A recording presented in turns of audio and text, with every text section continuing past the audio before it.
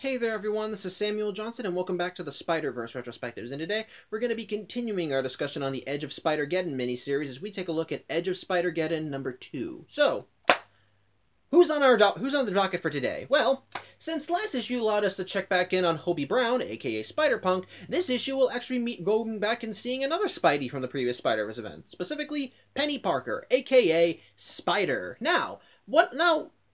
One of the complaints I had with the last time we saw Penny as the star was that, well, while I liked the idea behind her world, and we were given enough elements to allow us to kind of set up what her situation was and what kind of character she had, my fault with it was that ultimately her introduction really did not feel like a complete story. It set the foundation for what could be a complete story as we got to meet Penny and who she was as a character and what she was dealing with and all that jazz. But ultimately, that's all it really was, just the foundation for her universe. And as a result, while I liked the idea, it didn't exactly feel complete. Still liked it, just didn't really feel complete. However, she is now back in the starring role for Edge of Spider-Geddon number 2. So does this issue build upon what was established in Edge of Spider-Verse number 5? Well, let's find out, as today's issue actually opens with Penny in school. Well, specifically it's at the end of the school day. Her last class has just wrapped up, and everybody's going home to just do whatever the hell they want, including Penny Parker. And it's this issue that also confirms something that was kind of up in the air the last time we saw Penny. Specifically, her identity as Spider is not public. Well, there are suspicions that she is Spider. That's all they really are. Just suspicions, rumors, gossip. And as a result, Penny's whole involvement with the Spider program is just kept on the down low. Although, as pointed out in this issue, it's not really a well-kept secret because, in Edge of Spider-Verse number 5, Daredevil fucking pulled her out of class. So, kind of adds to the rumors, you dig? But anyway, as Penny is getting ready to go home, she ends up getting headed off by another girl that wants to talk to her. And this girl's name, Addy Brock, spelled A-D-D-Y. And this girl says that she wants to talk to Penny about something. Penny's, of course, a little surprised to see anyone talking with her because apparently she's not really a social person, and she even warns Addy that if anyone sees her talking with Penny, that it'll bring her cred down. But Addy says that it's fine. But the thing is, Addy wants to talk to Penny about, well, her job, specifically about Penny being Spider. Of course, the instant that Spider is brought up at all, Penny starts getting defensive and just tells her, "You don't know anything about me." Just hold on one second. Sorry about that, Shindy was barking. But yeah, Penny gets defensive when Addy brings up Spider, and just kind of and like I said, she goes on and say, "You don't know anything about me, just back off and back off." And Addy's like, "What the hell? I just wanted to talk to you. I want some advice. I want some advice about this." And Penny, of course, keeps blowing her off as she storms out of the classroom and tries leaving, and even just tells her, "You don't know anything about me, don't presume to know anything about me, just back the hell off." And at which point Addy's like, "Oh, come on, you're not the only one that's special, anyone can do what you do." And Penny hears this as she's leaving the school, and the instant she hears that line, she's like, "Wait, what are you talking about?" At which point Addy's like, "Wait, you don't know, do you?" Again, hold on. Sorry, Shindy-related stuff, but yeah, the instant Penny learns about the whole something she doesn't know about, she starts questioning Addy what's going on, but Addy decides to kind of be a bitch. Which, before you say, well, Penny just blew her off as well, and she's just said, well, and immediately got defensive and didn't want to talk to her, well, the counter-argument is, clearly, Addy knows something that she quickly realizes Penny did not. And that should quickly make her realize, oh, that's why you got defensive. You don't know what's going on. But rather than being sympathetic, Addy decides to be a snide little bitch, and it's here that I'm reminded that these are still high school students, because immediately Addy just starts being snide and angry and just pretty much goes, "You know what, no, I don't need to tell you anything, you don't get to know anything, you're not special, you're not great, blah blah blah," and pretty much just her attitude makes Penny just decide, "You know what, screw you, I'm leaving," and she just leaves the school, and Addy decides to give one last bit of a fuck you as she yells after Penny, "By the way, everyone's afraid to tell you how they really feel because they all feel sorry about your dead dad." So, yeah, fuck Addy. The good Miss Brock is not ingratiating herself right now. and things aren't really getting better when Penny gets home because, well, because hearing what 80 said that she's not special kind of sticks with her. And as she walks in the back door of her home into the dining area, we hear a small snippet of a conversation between her Aunt May and Uncle Ben, as they're talking about how the UN has just approved reopening experimentation on what's something called the SIM system.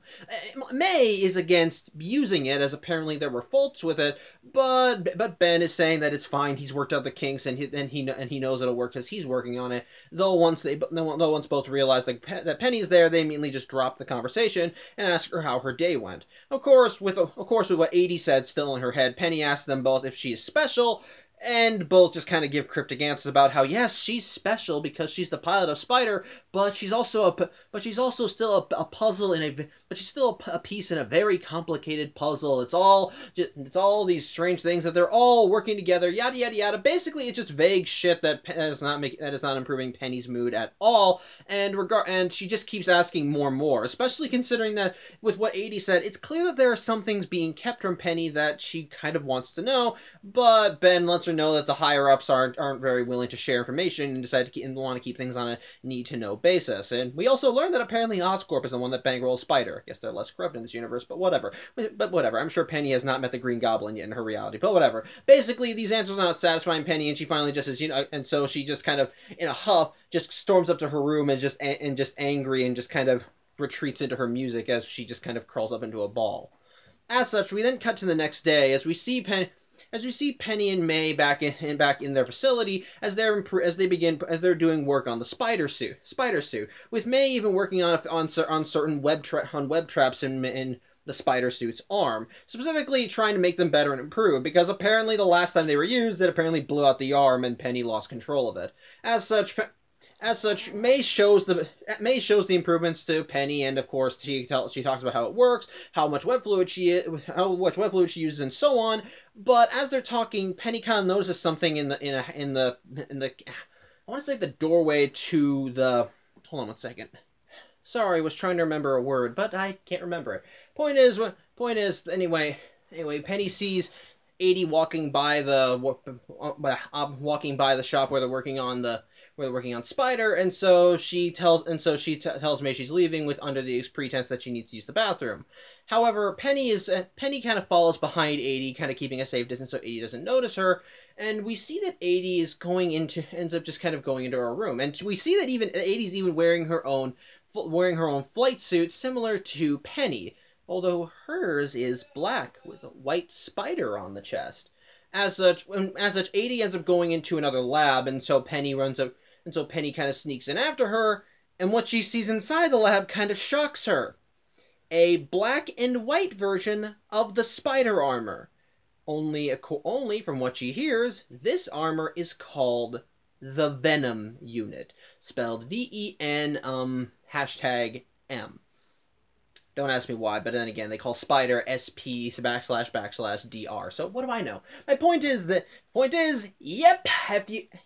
If everything I have said, if the little hints if the little hints I dropped haven't been revealing enough, yeah, we are seeing the debut of this world's version of Venom. Only instead of it being an ex-journalist bonded to an alien symbiote, it is a young girl piloting a black suit with the driving system behind the suit called the Sim engine. And yep, that's what's piloting the suit, and the one that's been in charge of commissioning the Venom unit is Uncle Ben.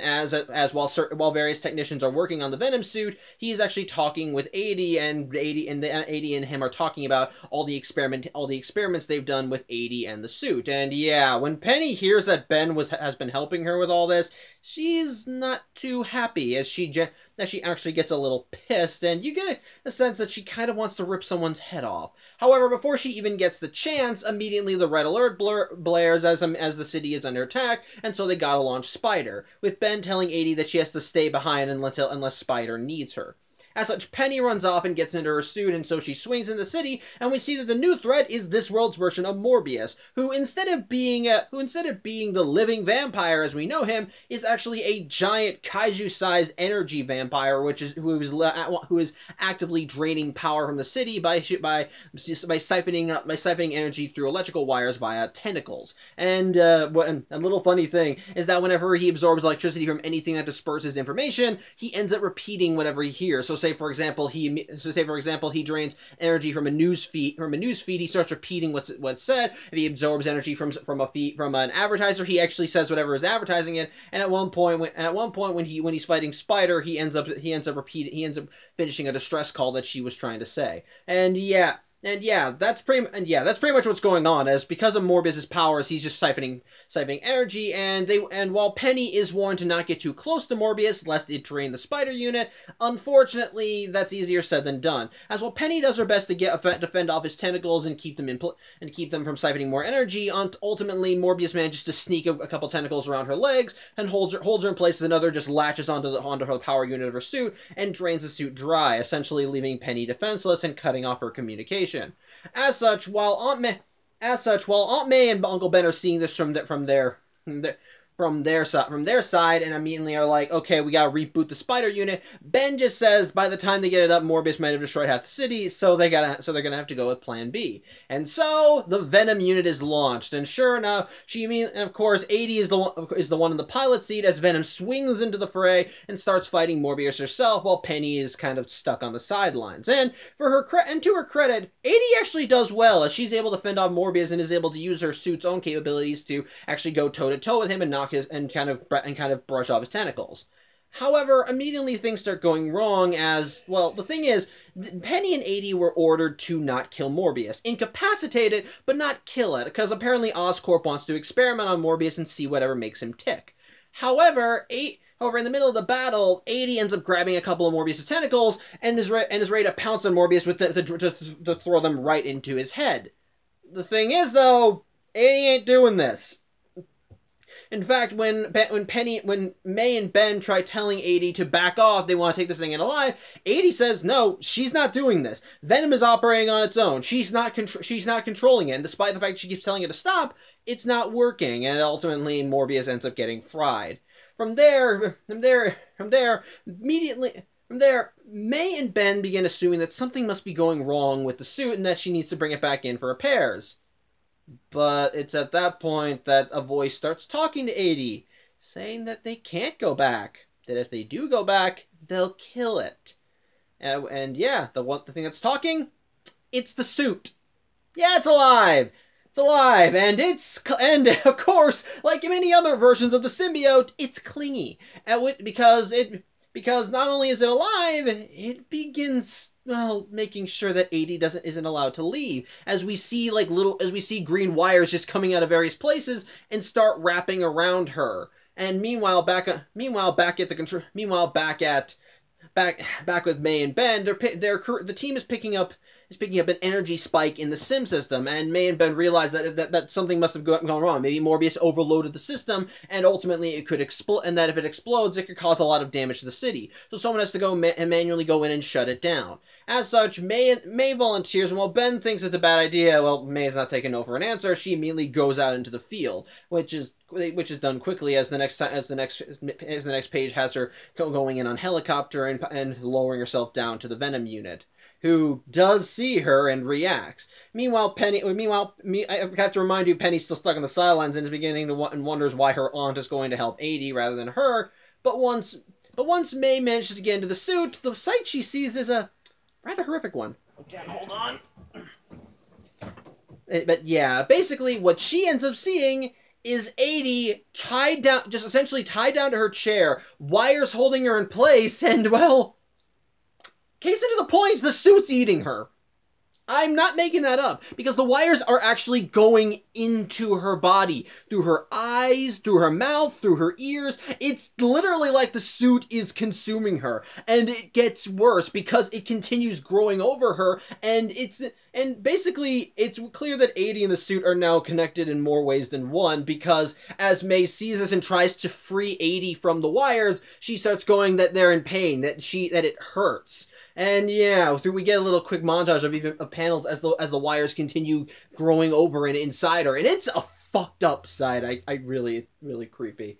And May, well, as she sees this, she immediately just kind of gets emotional too, as she calls back to Ben back at control and just tells him, no, this isn't right. This is not an overload. It's the sim system. You didn't fix it. You didn't fix it at all. This is all going wrong. Ben, how could you do this after what happened last time? But unfortunately, May doesn't really have long to shove this in her husband's face, because the wires immediately go to her and start pulling her in.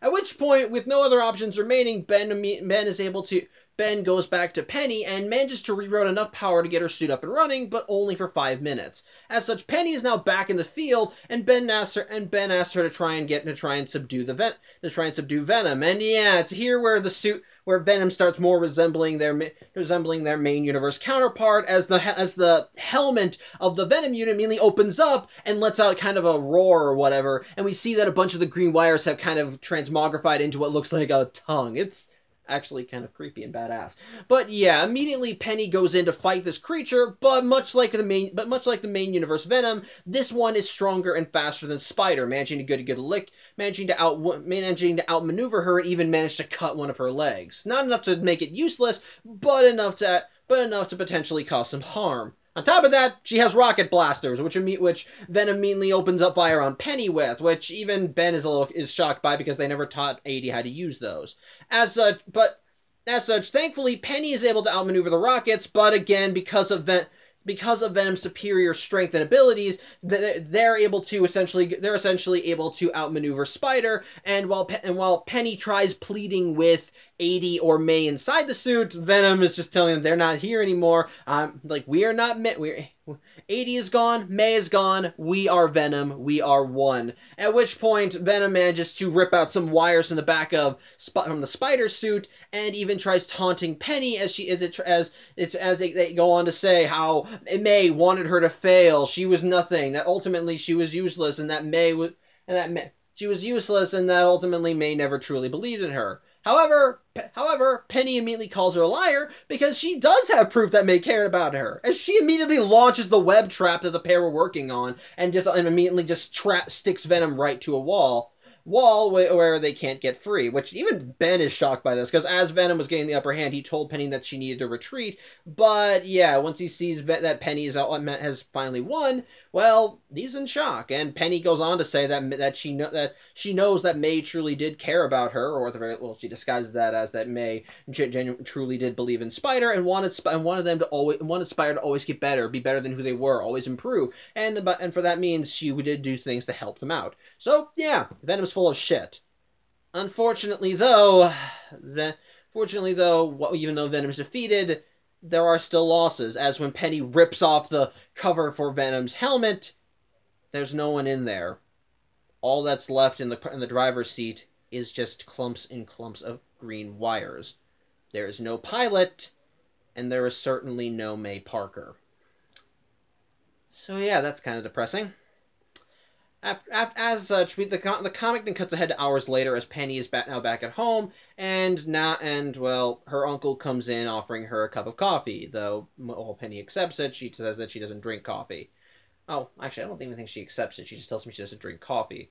From there, the pair of them do kind of have a heart-to-heart conversation, with Ben openly admitting that he was kind of feeling insecure about raising Penny, especially considering the history with Penny's father. Mostly because when Penny entered his and May's lives, well, Ben really did not feel like that he could live up to that responsibility. And while May kept pushing him to try and accept it, he kind of resisted after a while. And part of the reason was that when he looked at Penny, it reminded him of his failures to help Penny's father. So, and that's part of the reason why and that's part of the reason potentially why he was working so hard to get the Venom unit up and running, because in a way his own insecurities are making him blind to Penny. That the solution wasn't to just replace her if things go wrong. It was just that he needed to help her. He needed to support her. It's some interesting character stuff. Although my complaint is that maybe it comes out a little out of nowhere. But whatever. But actually, maybe not. I'll get to that later. And basically, as they're talking, they're just having a moment. It's a very bare moment. It's really nice and emotional. But before Penny and Ben can really kind of get to the root of their problems, a portal opens up in the room, and out of it comes Spider-Ham, who immediately tells Penny that the spiders of the multiverse need her help again. Though when he comes in on the scene, he sees Penny and her uncle talking. He's like, "Oh, shit, are you guys having a moment? Did I ruin that?" And Penny immediately knows, okay, duty calls, but she asks Ben if it's okay, since that she can, they're having a moment, she can stay. But Ben is understanding and says, "No, it's fine. We can go on. We can talk later." And so the comic ends with Penny going with Spider-Ham back into the portal, while Ben is just kind of standing there alone in his niece's room, just kind of left to contemplate everything that's happened. So there you go. Alright, so, thoughts on this issue. Well, I will give this credit.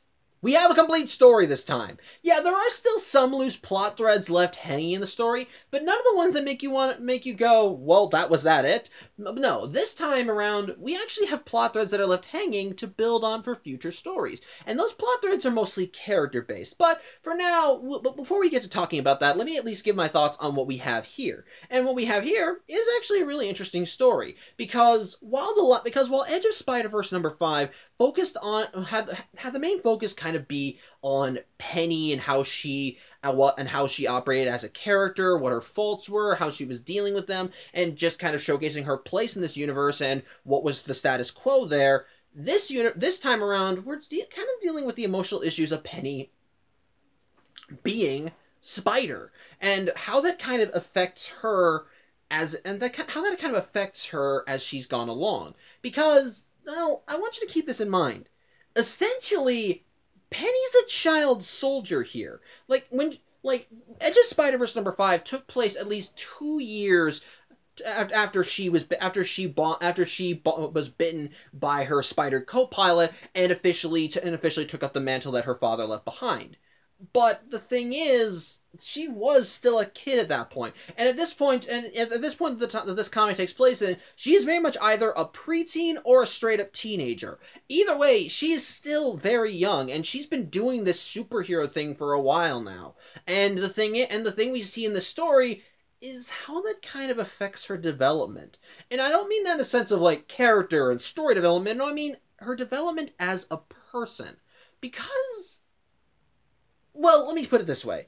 Imagine if you were a kid and one day you were told your daddy was this superhero, you're the hero now. Like I said when I talked about Edge of Spider-Verse #5, we saw a bit of that in the last issue, as we saw Penny just be acting very distant to everything, not really reacting much, and when she had a quiet moment, or when she would ask people who did know her father what he was like, and we saw that there was still some kind of trauma there, because she was trying to figure out how she really felt about her father and what her place was in everything. And in the way, this comic kind of continues that story, because we see we see that side of Penny, but we also see Penny, the kid, the girl, the one that kind of lives in the everyday life, and we see that both identities kind of clash with one another. As we see Penny is still very distant with everyone else, as showcased when AD came up to her and asked her about Spider, and she immediately was like, "No, look, don't talk to me about that sort of thing. You don't know me, and you're not gonna ever know me." Immediately, she was on defensive. She was defensive, and she was on the fence, which honestly, that I think is a proper response. Is a proper response, or at the very least, what you would expect a teenager in her position to respond to. Because imagine being this kind of superhero, the unimaginable pressure you would have to deal with just to maintain this lifestyle, to fight monsters every day, to kick ass all the time, and knowing that your next mission could be your last. It can wear you down, so to speak. Now, admittedly, the whole denial thing, that's reasonable, but her specific reactions to being questioned about Spider, that's indicative of a kid. Like like a well-adjusted person would probably just be like, I don't know what you're talking about. Me, Spider. But because of all the pressure she's probably been under her over the course of her life for the last couple of years, she's justifiably a little freaked out about this whole thing. Now, that does not mean that 80's response was any better, because 80, the instant she realized Penny had no idea who she was, immediately kind of went into full bitch mode, which, I'm not going to give 80 an excuse for that. Doesn't mean she deserved what she got, but I'm not going to give her a pass for that. She was being a bitch to Penny. The instant she realized that what Penny was, she should have at least just said, look, you should have just said, look, I was hired on to be a backup in case something happened to you. In case something happened to you. I'm not here to replace you. I'm just here to help out. Maybe we could be a team. But I guess you could also make the argument that her response makes sense for her. Because like Penny, she's a teenager in high school, and she's another girl around Penny's age. And yes, high school girls are kind of bitches to each other for no adequate reason. So, yeah. So yeah, seeing 80 here and how standoffish she is, it makes sense. But at the same time, I'm still gonna call her out on it. Still kind of a bitch. So that makes sense. So again, it makes sense. So yeah, I'm not giving her a pass. So yeah, I'm not giving her a pass, though I will give some leeway because she's a girl in high school as well. But I'm getting sidetracked. We're talking about Penny here. In the case of Penny, we further see just how she does indeed have doubts about what she is, especially when 80 tells her that she isn't special. She does start wondering about that, and again, kind of going back to the whole, she was thrust into this life and was told she has to live up to this unbelievable ideal. It makes sense why learning that she may not be as special as she thinks she is would kind of mess with her a little. It's part of the reason why when she asked her uncle and aunt about what was going on and they gave her very vague answers, that she got angry, because she wants to know, wait, am I really as special as you say I am? But then their response is, well, actually you're just a piece of a very complicated puzzle. That doesn't help jack shit right there. Like, really, what does that help? You're trying to alleviate your niece's feelings of self-doubt, not try and give a mission briefing, which even Penny calls them out on. But, so, I understand. So, a lot of Penny's responses do make sense, because they kind of asking the whole, am I really special thing, it begins to make her wonder what if she's really important in the grand scheme of things, which is kind of why she gets angry when she learns that 80 is a part of the whole Spider unit as well, because ultimately that just showcases one very sad fact, that Penny is replaceable, that she's not as important as she thinks she is, and that ultimately, while her Aunt May and Uncle Ben may be there as tech support to give her aid whenever they need to, that ultimately they can throw her aside if the people higher up suddenly think that she's not worth keeping around. Which I do kind of understand why she would have those doubts because of that, and why she got angry when she caught her uncle helping 80. But by that same token, she kind of does get a bit more self-assurance when she fights Venom, because Venom immediately tries to throw those self-doubts in Penny's face, which, again, makes sense for Venom. Venom is one of those characters that likes to dredge up the dark side of Spider-Man, because after all, because Venom hates Spider-Man as much as he does, he will do anything to make the webhead doubt himself, to try and get at those worst crevices, and because the symbiote was bonded to Peter, it knows everything about him. To a point, obviously, but still. And then, of course, considering how the sim system wound up absorbing 80 and May and seemed to absorb their knowledge, that kind of makes things hit a little harder, because immediately the sim system would realize, okay, what points do I need to get to make this girl falter? And so, obviously, seeing Penny through May's eyes made it realize, okay, attack this point, as she immediately tries to tell her your aunt never really believed in you and she wanted you to fail. But thankfully, what kind of helps assure Penny that ultimately was just was just self-doubts is because, well, the webbing system that she and her aunt were developing, because May was truly trying to improve it, make it better, essentially learn from when it failed and make sure it didn't happen again, because she genuinely wanted her niece to be safe and wanted the spider unit to be as best it could be. So I like that. It's a nice little way of showcasing that, well, that Penny's self-doubts are ultimately just that. We're just that. Thoughts.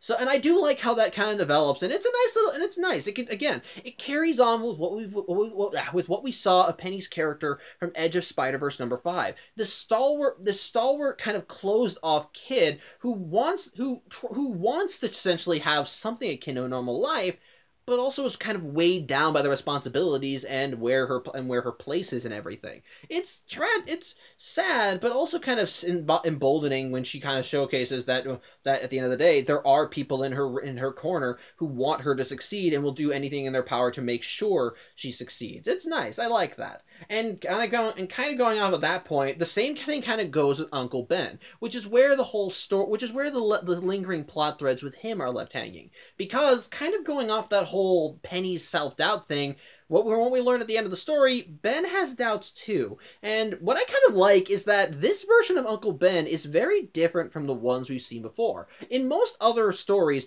Uncle Ben is usually one of Spider-Man's biggest forms of support. After all, in many universes, it's his death that spurs Peter to learn the lesson of with great power, there must also come great responsibility. And so in a way, Uncle Ben's memory is sort of deified, and any universe where he's still living is usually a universe where he is a guiding light for Peter, helping him out, making sure that he continues improving himself, and that if he ever falters, he's always there to let him know it's okay, son. We're here, and if you need a place to rest, our couch is right there.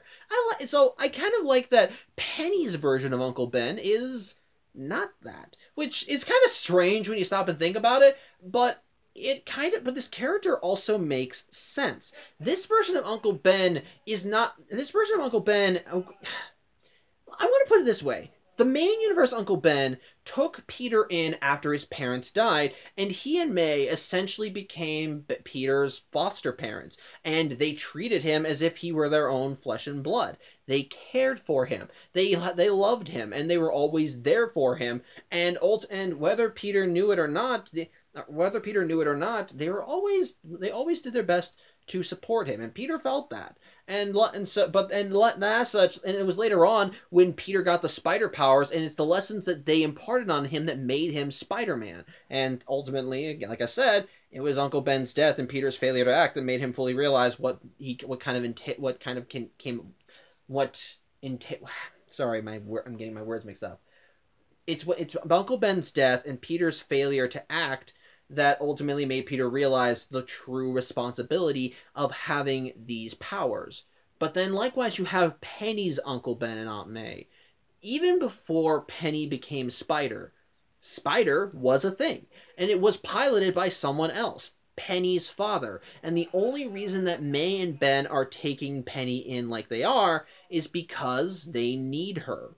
She has to be the one that pilots Spider because she is a close enough genetic match to her dad. So they have to so whether they feel they're ready or not, they need to help raise this kid. Not just because, and ultimately, while it's clear that May tried to be a parental figure to Penny, helping her out, not just by improving her suit, but by giving her emotional support, like when she tried helping her improve the webbing traps in the suit. In the case of Ben, well, this version is unprepared. And there's a part of him that, despite knowing what he has to do, is actively resisting it. In the case, we see kind of hints of that throughout the story. I was actually ready to kind of call Ben's whole character thing at the end of the story kind of a plot hole, because we didn't really see signs of that throughout the comic. But honestly, thinking it back over, there were signs of that throughout the comic. Because after all, Adie mentioned because when Adie went to talk to Penny about Spider, she did it because she thought that Penny was fully aware that Venom was being activated. But then when she learned that Penny knew nothing about Venom, Well, it makes it clear that it's what made Penny realize that things are being hidden from her. And then when she learned, and then when we learned that the one who was true that Ben was involved with the Venom system, it showcases that, unlike May, Ben has doubts about Penny. And like he said at the end of the story, he looks at Penny and he sees his own failures. And so, in a way, it helps explain why he pushed the Venom suit to be as far as it was, and why he probably missed certain things about the suit, like the fact that the sim system is technically alive and eventually regained a will of its own to the point where and so wanted to be a living thing that it consumed its pilot and refused to go back. Like, you can see why Ben would overlook these things, because he was desperate to get someone else out there. Someone that didn't remind him of his failures. And it's part of the reason why he didn't support Penny. May was supporting Penny. May's the one that helped improve it. Ben was just kind of Ben was just like, but what if she fails? We need a plan B. That's all he saw. The failures. What could be wrong. And it's part of the reason why, and it's ultimately why he got shocked when Penny beat Venom. Because how Penny beat Venom was by something that May had done. And before Penny employed that, Ben was just telling her, you gotta retreat, there's no way, you gotta go. And it showcases that while Ben may not have, Ben does care about Penny. They do establish that enough in the story, especially when at the end they are consoling each other. Probably because again, it's because of Ben that May was lost. This is his fault. It was because he pushed the sim system, and when May went to try and fix it, the sim system consumed her along with 80. So yeah, so imagine that kind of guilt. And again, like I said, it's clear that he and Penny do care about each other, but there's an emotional wall there. And while Ben does try to break down the wall because he realized that what happened to May was technically his fault, by that same token, it's those faults that pushed him to doing those stupid things. Sorry, I'm repeating myself. My point is this. Ben, whether he was consciously doing it or not, genuinely believed that Penny could not handle being Spider. And as a result of that, it pushed him to do things that inadvertently were kind of hurting her. When he employed 80 to be the driver of the Venom unit. And then likewise, it's why he didn't push for Penny's suit to be reactivated and instead opted to just throw Venom in. It's like he was trying to replace Penny, because again, he looks at her and all he sees are his failures. And so, whether he knows it or not, he's keeping her at arm's length. And much like with Peter Parker in the main universe and how he failed to save his Uncle Ben, this world's Uncle Ben it just kind of looks at everything. Because of his actions, it causes him to lose someone he cares about, his wife, this world's May. And it makes it kind of sad too, because when he sees what May did to help Penny, in a way you can kind of see, you kind of see that reflection. Like, we see the panel of his shock when he sees what Penny did, and then when he actually tries talking to her, he does lay it bare that, yeah, he was resisting taking on the responsibility of raising Penny and improving the Spider unit. He actively tells her that, and he's not doing that to be harmful. It's because at this point he realizes, this is not doing anyone good. It's not helping me, and it's certainly not helping you. So I like that.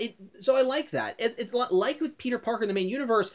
Tragedy is what helps push Ben along, and it's the loss of his wife that makes him realize, I need to be better, if not for myself, then for my niece. I love that. It's tragic. It's bittersweet. And by the end of the story, when Penny has to go and join Spider-Geddon because the Spideys in the multiverse need her help, and as a result, she and Ben can't continue their conversation, it really feels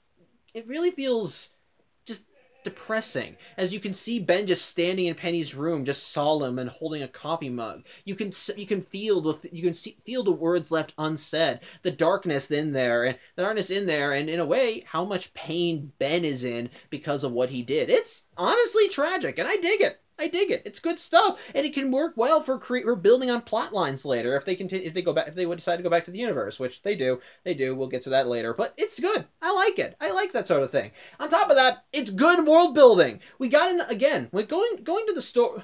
What makes the story work is not just the character stuff with Penny and Ben, but as seeing more of this world and seeing Penny once again just doing her thing as Spider. As well, it's kind of, as like I said, we see this comic introduces this world's variants of Morbius and Venom, and Morbius ultimately is just a MacGuffin. He's just there to help. He's just there to help move the plot along. A threat, basically act as a threat that requires Venom to come in. And I admit it's a cool idea that he's essentially an energy vampire in this universe rather than being an actual vampire, but ultimately he's a stepping stone. Cool idea. I like his design too, but he's just a stepping stone. The real threat is Venom, and Venom is fucking awesome. This is now this is what I was talking about when I was talking about Venomverse. This is a tried and true variant of the Twisted Web Slinger, because guess what? There are enough base elements to this Venom that immediately can identify them as a variant of Venom, like having the driver of the Venom unit being 80 Brock, which sounds akin to Eddie Brock, having the suit showcasing the suit and how it's tied to the Spider unit, and of course having the driving force behind the suit being the Sim unit, which I kind of like. That's clever, and I like how it showcases how the Sim unit is alive and the way it talks. It really does feel like and the way he literally consumes both 80 and May. In a way, it does feel like the symbiote, as it absorbs them into its systems to make itself stronger, absorb everything they are into it. Which kind of ties back into how in the main universe the Venom symbiote is kind of clingy. So I dig that. It's cool, and it really is just disturbing. Like I said, with seeing the Sim system come alive and then latch on to 80 as she's trying to pilot it, it's fucked up. When May finds 80 just trapped in there, just in obvious pain as she's being assimilated more into this thing, and you see wires just burrowing under her into any orifice they can find. It's creepy. And the ending, and when Penny finally beats Venom and opens it up and there's not even a living thing in the driver's seat anymore, it's just all wires. It's creepy. It's legitimately creepy, and she really does showcase Venom as a monster, not just as a dark counterpart to Spider, but as a tried and true monster with how it overtook its original host, and then further absorbed them to the point where further absorbed not only her but someone else that came in just to make itself stronger, to the point where there was nothing left of either. It's creepy, and I like it. It's good. Again, good stuff. I like that. I like seeing more of that. But if I have to give another flaw to the comic, it's this. The story feels a tad rushed, just a tad. It doesn't feel too bad, as it doesn't take me fully out of the story, but it does cause a bit of the emotional beats to not really carry the same amount of weight as they should. Like, the story actually starts out with 80 coming out of nowhere and asking Penny about things, and it's like literally on the second page when 80 asks Penny about Spider, and from there that's when they start getting antagonistic towards one another, as Penny gets defensive and 80 starts sticking her nose up at her. So that does kind of rush. Again, it's a quick way of establishing 80 Brock's character, but ultimately doesn't. But it's just. Which, that's another flaw I suppose I can make. 80 is really not that much of a character in this thing. She's established as kind of a bitch early on, and then after that she's killed, and after that we see her as she's getting ready to pilot the Venom unit before she gets consumed. Which, again, I feel sorry for her. No one deserved what happened to her, but that's kind of a flaw. It feels like a minor footnote. Feels like kind of a footnote, I suppose. But again, that kind of falls into how the story felt a bit rushed. And like I said, when I first was getting ready to talk about this book, which is like 42 minutes ago, I was more than ready to kind of call Ben's character development as a tacked-on thing, which it's not. They do hint at it well, but I almost missed it when I was reading the comic because of how quickly the story moves along. And so as a result, things do kind of get missed. Even in the story, it feels like things jump forward a little too quickly, like when the threat of the Venom unit potentially blowing up in the middle of New York is brought up. It's treated like a serious problem, But May being brought from mission control to out in the field really just feels like that, and it doesn't really feel like there's enough weight put on. Maybe like we could have showcased the Venom unit as it maybe is fighting off more people as local law enforcement try to keep it under control. Though to be fair, since the Spider unit is as in command as it is, maybe they have protocols for this sort of thing. So what do I know? But even then, and in the final pages, but immediately after Penny rips off the helmet of the Venom suit, and we see wires. While it's a horrifying sight, we're not really shown anyone's reaction to it. It's like there's nothing in here. It's just the wires. Where's May? Where's 80? And then next page, Penny's in her room, Penny's just in her room doing her business as Ben comes in to talk to her. Like, it feels like there should have been more time. Like, we should have seen how everyone reacted to the realization that this suit literally ate 2 people. That's kind of a big thing and is kind of horrifying. We should probably see, like, wouldn't you want to see what happened to the Venom unit before that? Wouldn't you want to see how people reacted to the loss of these two innocent people? I don't know. I kind of want to see that, but because it jumps straight from that to Penny in her room, it really kind of feels rushed, and I'm going to still consider that a flaw, which sadly is apparent throughout the rest of the story. But again, with that being said, I do think the story is fine on its own. Again, we got some good characters though with Penny as we see her character expanded on from what we saw in Edge of Spider-Verse #5 and how being Spider kind of affects her mentally, both as a character and as a developing child put in her position. We see some good character drama with her Aunt May and Uncle Ben as they kind of clash with the sim system, while also showcasing more what Ben is going through since he's being a part of this, and how he kind of struggles to be both a guardian and support to Penny. And then we get some nice world building as we're introduced to this world's versions of other characters, which also, by the way, apparently this world does in fact have its own version of J. Jonah Jameson. He's in the news too, so that's lovely. I love that. I love it. J. Jonah Jameson is one of those characters that needs to be in every Spider-Man universe, like every one. There has to be a variant of him everywhere. But either way, I'm getting off topic again. I'm getting off topic again. But either way, yeah, I like the world building there as we're introduced to more variants of her rogues gallery and so forth. And likewise, while I do feel the plot is kind of rushed rushed forward a bit too much, there are still enough plot threads left hanging there so that you want to see more of where the story with Penny goes in this universe, and how she and her supporting cast kind of develop from what we see here. So again, it's good stuff. I like it. Overall, Edge of Spider-Geddon #2 is fun. It's fun, filled with drama, some nice development, and obviously still kick-ass artwork. It's different artwork, but similar enough to what we saw in Edge of Spider-Verse #5. So overall, definitely an enjoyable issue. Not great, not fantastic, but still perfectly fine and enjoyable with enough in there that it can keep you entertained. So yeah, that's really all I have to say. So yeah, thank you for watching.